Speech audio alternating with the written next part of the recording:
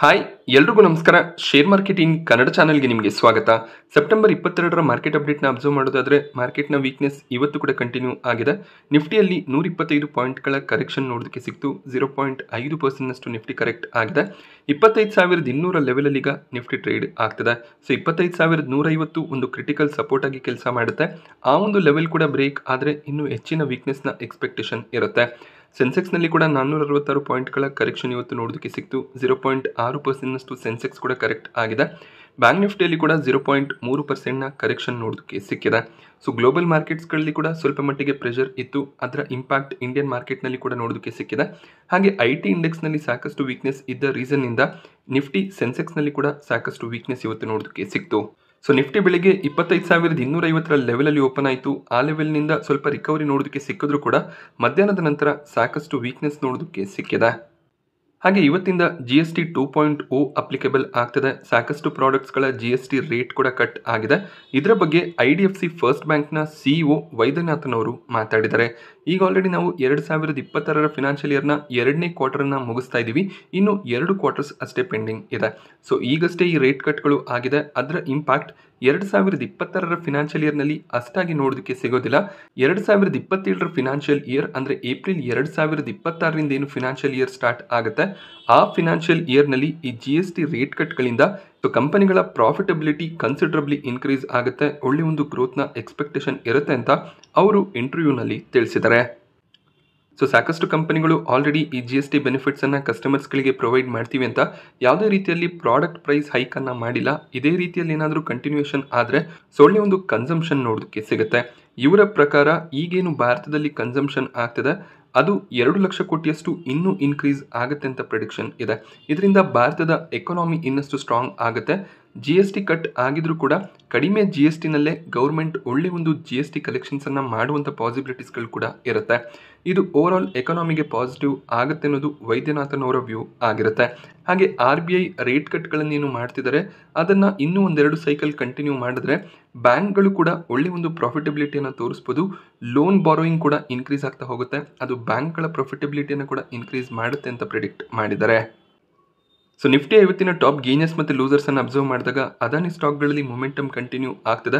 ಸೆಬಿಯ ಕ್ಲಿಯರೆನ್ಸ್ನ ರೀಸನ್ನಿಂದ ಸಾಕಷ್ಟು ಬೈಯಿಂಗ್ ಈ ಸ್ಟಾಕ್ಗಳಲ್ಲಿ ನೋಡೋದಕ್ಕೆ ಸಿಗ್ತದೆ. ಅದಾನಿ ಎಂಟರ್ಪ್ರೈಸಸ್ 4.5% ಇವತ್ತು ಗೇನ್ ಆಯಿತು. ಅದಾನಿ ಪೋರ್ಟ್ಸ್ ಕೂಡ 1.5% ಗೇನ್ ಆಗಿದೆ. ಎಟರ್ನಲ್ನಲ್ಲಿ ಕೂಡ 1.5% ಜಂಪ್ ಇವತ್ತು ನೋಡೋದಕ್ಕೆ ಸಿಕ್ತು. ಬಜಾಜ್ ಫಿನಾನ್ಸ್ 1.5% ಗೇನ್ ಆಗಿದ್ರೆ ಅಲ್ಟ್ರಾಟೆಕ್ ಸಿಮೆಂಟ್ ಕೂಡ 1%ಗೂ ಹೆಚ್ಚಾಗಿ ಇವತ್ತು ಗೇನ್ ಆಗಿದೆ. ಸೊ ನಿಫ್ಟಿಯ ಟಾಪ್ ಲೂಸರ್ಸ್ ಲಿಸ್ಟ್ನಲ್ಲಿ IT ಸೆಕ್ಟರ್ನ ಸ್ಟಾಕ್ಗಳು ನೋಡೋದಕ್ಕೆ ಸಿಕ್ತು. ನಿನ್ನೆ ಕೂಡ ಈ ಒಂದು ನ್ಯೂಸನ್ನು ನಾನು ಕವರ್ ಮಾಡಿದ್ದೆ. ಟ್ರಂಪ್ ಅವರು H1B ವೀಸಾದ ಫೀಸನ್ನು $1 ಲಕ್ಷ ಇನ್ಕ್ರೀಸ್ ಮಾಡಿದ್ದಾರೆ. ಈ ಫೀಸ್ ಮುಂಚೆ $2,000ರಿಂದ $5,000 ಇತ್ತು. ಸೊ ತುಂಬಾನೇ ಇನ್ಕ್ರೀಸ್ ಈ ಒಂದು ಫೀಸ್ನಲ್ಲಿ ನೋಡೋದಕ್ಕೆ ಸಿಕ್ಕಿದೆ. ಇದರಿಂದ IT ಸೆಕ್ಟರ್ನ ಸ್ಟಾಕ್ಗಳಲ್ಲಿ ವೀಕ್ನೆಸ್ ನೋಡೋದಕ್ಕೆ ಸಿಕ್ಕಿದೆ. ಸೊ ಈ ಮುಂಚೆ IT ಕಂಪನಿಗಳೇನು ತಮ್ಮ ಎಂಪ್ಲಾಯೀಸ್ಗಳನ್ನು US ಕಳಿಸಿ ಅಲ್ಲಿ ವರ್ಕ್ ಮಾಡಿಸ್ತಿದ್ರು ಅದನ್ನು ಇನ್ಮುಂದೆ ಮಾಡೋದು ಸ್ವಲ್ಪ ಕಷ್ಟ ಆಗುತ್ತೆ. ಸೆಲೆಕ್ಟೆಡ್ ಎಂಪ್ಲಾಯೀಸ್ಗಳನ್ನು ಮಾತ್ರ US ಕಳಿಸೋದಕ್ಕೆ ಸಾಧ್ಯ ಆಗುತ್ತೆ. ಸೊ ಇದರಿಂದ US ಸಿಟಿಸನ್ಸ್ಗೆ ಹೆಚ್ಚಿನ ಒಂದು ಜಾಬ್ ಕ್ರಿಯೇಷನ್ ಅಮೆರಿಕಾದಲ್ಲಿ ಆಗುತ್ತೆ. ಅದು ಟ್ರಂಪ್ ಅವರ ಉದ್ದೇಶ ಕೂಡ ಆಗಿತ್ತು. ಯೂಶಲಿ ಇದು ಇಂಡಿಯನ್ ಕಂಪನೀಸ್ಗೆ ನೆಗೆಟಿವೇ ಆಗಿರುತ್ತೆ. ಸೊ ಕ್ಲೈಂಟ್ ಕ್ರಿಟಿಕಲ್ ಪ್ರಾಜೆಕ್ಟ್ಸ್ ಇದ್ದಾಗ ಅವರು US ವರ್ಕ್ ಮಾಡಬೇಕು ಅನ್ನುವಂಥ ಸಿಚುವೇಶನ್ಸ್ ಬಂದಾಗ ಅವರನ್ನು US ಕಳಿಸಲೇಬೇಕಾಗತ್ತೆ. ಅದರ ಬದಲು ಅವರು US ಯಾರನ್ನಾದರೂ ಹೈಯರ್ ಮಾಡ್ಕೋಬೇಕಾಗತ್ತೆ.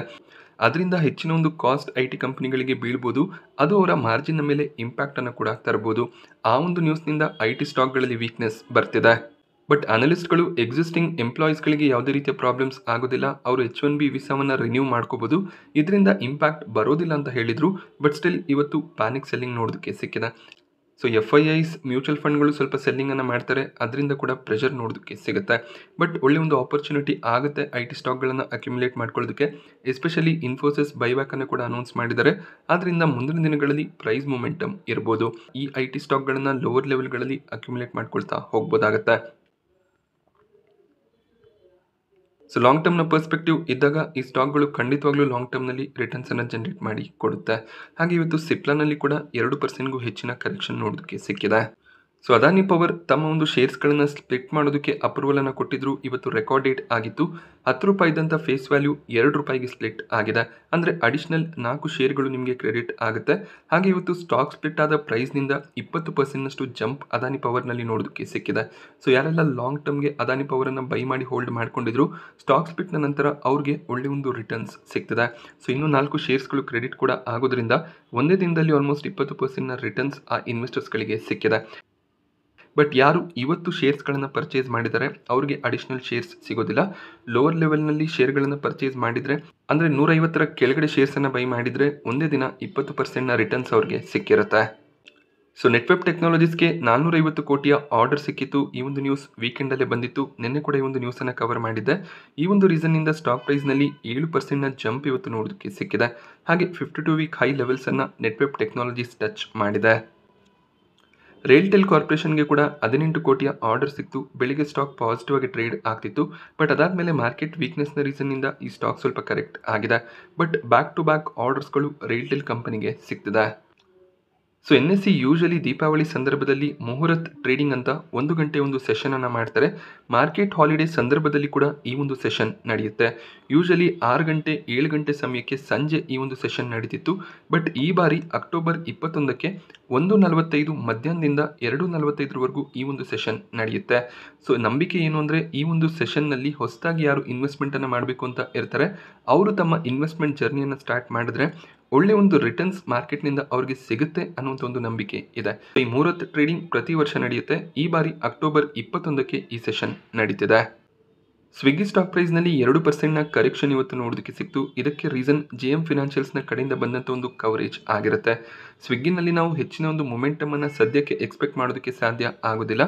ಸ್ವಿಗ್ಗಿ ತಮ್ಮ ಕ್ವಿಕ್ ಕಾಮರ್ಸ್ ಬಿಸ್ನೆಸ್ಸನ್ನು ಎಟರ್ನಲ್ನ ಬ್ಲಿಂಕಿಟ್ ಬಿಸ್ನೆಸ್ಗೆ ಸರಿ ಹೊಂದಿಸಬೇಕು ಅಂದರೆ ಅವರು ಫಂಡ್ ರೈಸಿಂಗನ್ನು ಮಾಡಬೇಕಾಗುತ್ತೆ.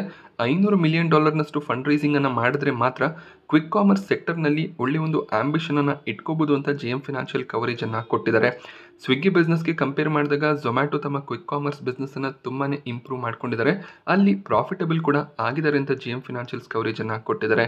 ಈ ನ್ಯೂಸ್ನಿಂದ ಸ್ಟಾಕ್ ಪ್ರೈಸ್ನಲ್ಲಿ ಸ್ವಲ್ಪ ವೀಕ್ನೆಸ್ ನೋಡೋದಕ್ಕೆ ಸಿಕ್ತು.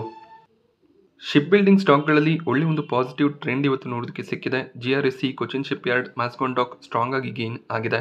ಇದಕ್ಕೆ ಒಂದು ರೀಸನ್ ರೀಸೆಂಟಾಗಿ ನರೇಂದ್ರ ಮೋದಿಯವರು ಒಂದು ಸ್ಪೀಚನ್ನು ಕೊಡುವಾಗ ಶಿಪ್ ಬಿಲ್ಡಿಂಗ್ ಸೆಕ್ಟರ್ನಲ್ಲಿ 70,000 ಕೋಟಿಯಷ್ಟು ಇನ್ವೆಸ್ಟ್ಮೆಂಟನ್ನು ಮಾಡಿ ಶಿಪ್ ಬಿಲ್ಡಿಂಗ್ ಸೆಕ್ಟರ್ಗೆ ಬೂಸ್ಟನ್ನು ಕೊಡ್ತೀವಿ ಅಂತ ಹೇಳಿದರು. ಇದರ ಜೊತೆಯಲ್ಲಿ ನಿರ್ಮಲಾ ಸೀತಾರಾಮನ್ ಬಜೆಟ್ ಮಂಡನೆ ಮಾಡುವಾಗ ಶಿಪ್ ಬಿಲ್ಡಿಂಗ್ ಕಂಪನಿಗಳಿಗೆ ಇನ್ಫ್ರಾಸ್ಟ್ರಕ್ಚರ್ ಸ್ಟೇಟಸನ್ನು ಕೊಡ್ತೀವಿ ಅಂತ ಹೇಳಿದರು. ಆ ಒಂದು ಸ್ಟೇಟಸ್ ಈಗ ಈ ಕಂಪನಿಗಳಿಗೆ ಸಿಕ್ಕಿದೆ. ಇದರಿಂದ ಅವರು ಲಾರ್ಜ್ ಶಿಪ್ ಮ್ಯಾನುಫ್ಯಾಕ್ಚರಿಂಗನ್ನು ಕೂಡ ಮಾಡ್ಬೋದಾಗುತ್ತೆ. ಈ ಒಂದು ನ್ಯೂಸ್ನಿಂದ ಸ್ಟಾಕ್ಗಳಲ್ಲಿ ಒಳ್ಳೆ ಒಂದು ಮೊಮೆಂಟಮ್ ನೋಡೋದಕ್ಕೆ ಸಿಕ್ತು. ಹಾಗೆ ಈ ಕಂಪನಿಗಳಿಗೆ ಇಂಡಿಯನ್ ನೇವಿ ಕಡೆಯಿಂದ ಸಾಕಷ್ಟು ಆರ್ಡರ್ಸ್ ಬರ್ಬೋದು ಅನ್ನುವಂಥ ಒಂದು ರಿಪೋರ್ಟ್ ಕೂಡ ಇದೆ.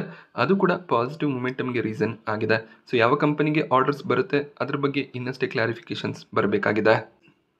So PN Gadgil Jewellers stock ಪ್ರೈಸ್ನಲ್ಲಿ ಬೆಳಿಗ್ಗೆ ಒಳ್ಳೆ ಒಂದು ಜಂಪ್ ನೋಡೋದಕ್ಕೆ ಸಿಕ್ಕಿತ್ತು. ಇದಕ್ಕೆ ರೀಸನ್ ದಸರಾ ಹಬ್ಬಕ್ಕೆ ಒಳ್ಳೆ ಒಂದು ಸೇಲ್ಸ್ ಎಕ್ಸ್ಪೆಕ್ಟೇಷನ್ನಿಂದ ಕಂಪನಿ 6 ಹೊಸ ಶಾಪ್ಸ್ಗಳನ್ನು ಓಪನ್ ಮಾಡಿದ್ದಾರೆ. ಸೊ ಹೊಸ ಸ್ಟೋರ್ಸ್ಗಳು ಸ್ಟಾರ್ಟ್ ಆಗಿರುವ ನ್ಯೂಸ್ನಿಂದ ಸ್ಟಾಕ್ ಬೆಳಿಗ್ಗೆ ಪಾಸಿಟಿವ್ ಆಗಿ ಟ್ರೇಡ್ ಆಗಿತ್ತು. ಬಟ್ ಅದಾದಮೇಲೆ ಮಾರ್ಕೆಟ್ ವೀಕ್ನೆಸ್ನ ರೀಸನ್ನಿಂದ ಸ್ವಲ್ಪ ಪ್ರಾಫಿಟ್ ಬುಕ್ಕಿಂಗ್ ಬಂದಿದೆ. IPO ವಿಚಾರಕ್ಕೆ ಬಂದಾಗ ಯೂರೋ ಪ್ರತೀಕ್ನಲ್ಲಿ ಲಿಸ್ಟಿಂಗು ಮುಂಚೆ ಒಳ್ಳೆಯ ಒಂದು ಪ್ರೀಮಿಯಂ ಕಾಣಿಸಿದೆ. ಸಬ್ಸ್ಕ್ರಿಪ್ಷನ್ನ ಟೈಮ್ನಲ್ಲಿ ಅಷ್ಟಾಗಿ ಪ್ರೀಮಿಯಂ ಇರಲಿಲ್ಲ. ಬಟ್ ಈಗ ಪ್ರೀಮಿಯಂ ಕಾಣಿಸ್ತಿದೆ. ನಾಳೆ ಈ ಒಂದು ಕಂಪನಿ ಮಾರ್ಕೆಟ್ನಲ್ಲಿ ಲಿಸ್ಟ್ ಆಗುತ್ತೆ. But still 4-5% listing gain expectation ಇದೆ. VMS TMT ಲಿಮಿಟೆಡ್ನ ಅಲಾಟ್ಮೆಂಟ್ ಸ್ಟೇಟಸ್ ಇವತ್ತು ರಾತ್ರಿ ಅಥವಾ ನಾಳೆ ಬೆಳಿಗ್ಗೆ ಎಕ್ಸ್ಪೆಕ್ಟೆಡ್ ಇರುತ್ತೆ. ಪ್ರೀಮಿಯಂ ಇನ್ನಷ್ಟು ಫಾಲ್ ಆಗಿದೆ. ಈಗ ಕೇವಲ 10% ಲಿಸ್ಟಿಂಗ್ ಗೇನ್ನ ಎಕ್ಸ್ಪೆಕ್ಟೇಷನ್ ಕಾಣಿಸ್ತಿದೆ. ಈ ಕಂಪನಿ ಬುಧವಾರ ಮಾರ್ಕೆಟ್ನಲ್ಲಿ ಲಿಸ್ಟ್ ಆಗುತ್ತೆ. ಹಾಗೆ iValue ಸಬ್ಸ್ಕ್ರಿಪ್ಷನ್ ಇವತ್ತು ಎಂಡ್ ಆಯಿತು. ಪ್ರೀಮಿಯಂ ಅಷ್ಟೇನು ಕಾಣಿಸ್ಲಿಲ್ಲ. ಇವತ್ತು 0 ಪ್ರೀಮಿಯಂ ಆಗಿದೆ. ಸೊ ರಿಟೇಲ್ ಕ್ಯಾಟಗರಿಯಲ್ಲಿ ಕೇವಲ 1.2 ಟೈಮ್ನ ಸಬ್ಸ್ಕ್ರಿಪ್ಷನ್ ಬಂದಿದೆ. ರಿಟೇಲ್ ಕ್ಯಾಟಗರಿಯಲ್ಲಿ ಯಾರೆಲ್ಲ ಅಪ್ಲೈ ಮಾಡಿರ್ತಾರೆ ಎಲ್ರಿಗೂ ಕೂಡ ಅಲಾಟ್ಮೆಂಟ್ ಸಿಗುವಂಥ ಚಾನ್ಸಸ್ ಇದೆ. HNI ಕ್ಯಾಟಗರಿ ಕೂಡ 1.2 ಟೈಮ್ ಮಾತ್ರ ಸಬ್ಸ್ಕ್ರೈಬ್ ಆಗಿದೆ. QIB ಕ್ಯಾಟಗರಿ ಕೇವಲ 3 ಟೈಮ್ ಸಬ್ಸ್ಕ್ರೈಬ್ ಆಗಿದೆ.